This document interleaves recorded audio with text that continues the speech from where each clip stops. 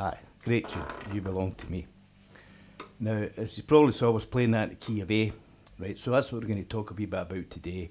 Key of A, scale, the mode, and chords that are relevant to it. So the first thing I do when I think of the key of A, first of all, what's the key signature for the key of A? It's got 3 sharps, F sharp, C sharp, and G sharp. I'll come back to that in a minute.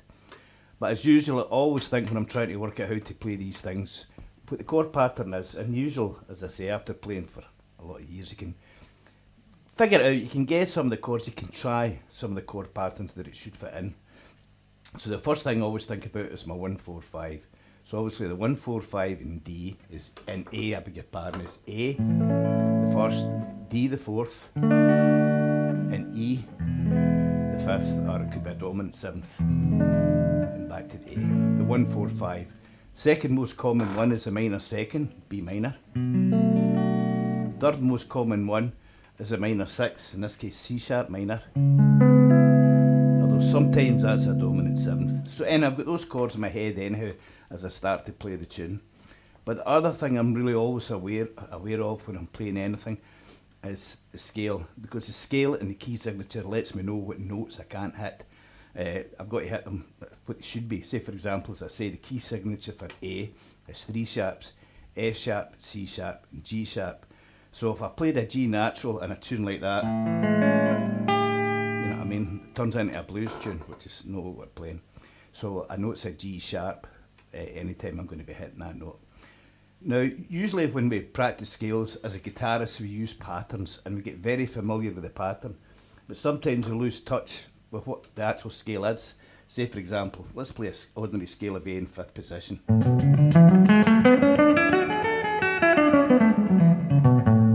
So we do that all the time. B flat's just up a semitone, A flat's just down a semitone. But sometimes we don't think about what actually is happening in the scale. Now, without getting too technical and boring you all, it's still a handy thing to know.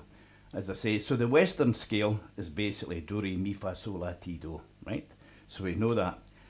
And basically what you're doing and why we have key signatures, it's what you have to do to those series of notes to bring it into the Western scale. So say for example, as you know, in music we'll only go up alphabetically, we'll only go up as far as the letter G, then we'll go back to A again. So if we were doing a scale of A, and we just played the notes as they were, like say A, B, C, D, E, F, G, A, that doesn't sound right because the intervals are all wrong for what we need to create a Western scale. So to bring it in, we have to use the 3 sharps, so it's A, B, C sharp, D, E, F sharp, G sharp, A. And sometimes it's good just to play your scales straight up here in 1st position, because you can actually see what's involved when you're playing that scale. So if you're taking a wee solo, or if you're improvising, or if you're composing, or if you're doing anything on the guitar, you know, unless you're really looking for a dramatic effect, to stay within that key signature and hit those notes in the scale at the correct interval. And sometimes when we play these patterns, you know, sometimes we don't actually think about the notes that we're playing. So that's, as I say, it's a good idea that every now and again just play your ordinary scales, but actually think about what you're doing, you know, using the intervals that are there. But as you saw earlier on, when I was first trying to do this, I just played all the notes from A to A. Let me do that again. So that's A, B, C, D, E, F, G, A. But what that actually is a mode. A mode is basically the notes from all the top of the scale to the bottom of the scale without sharps or flats, just those straight modes. So say for example, what we played there from A to A without any sharps or flats or adjusting for anything was a mode. It's actually called the Aeolian mode, right? So let me do it again, and that's all I'm playing is all the notes from A to A. This thing's driving me nuts. From A to A, so it's A, B, C, D, E, F, G, A. Now you can play these in patterns, but again I'm asking you to play them up here just now so you can actually see what's happening. That's all I did. All the notes from A to A, and that's called the Aeolian mode. But if you noticed when you were playing the mode, that how it differed from the actual scale that we're using. So we'll start very slowly. A, that's the same. B, that's the same. C, no, we played a C sharp, so that's a flattened third. So it's A, B, flattened third. D, E, that's a flattened sixth. And then we played a G sharp, that's a flattened seventh. So we know in an Aeolian mode, there's a flat third, flat sixth, flat seventh, right? So it's not the sort of thing you're going to memorise all the time, but it's a handy thing to know if you're ever asked to play a Aeolian mode. So if I asked you 10 minutes ago, play an Aeolian mode for me, you wouldn't have known how to do it. But when I explained it to you, it's just all the notes from A to A, then it becomes a lot more achievable.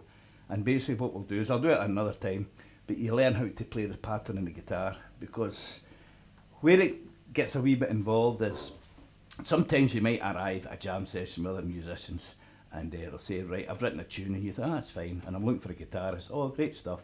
So see this chord sequence over here, Andy, I want you to play an Aeolian mode. No bother, just showed you how you did it. But I want you to play the Aeolian mode over a B flat chord, and that's when your head starts to buzz. Well, how do I do that?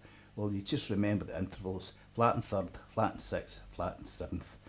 And once you learn the pattern, you can move it up and down.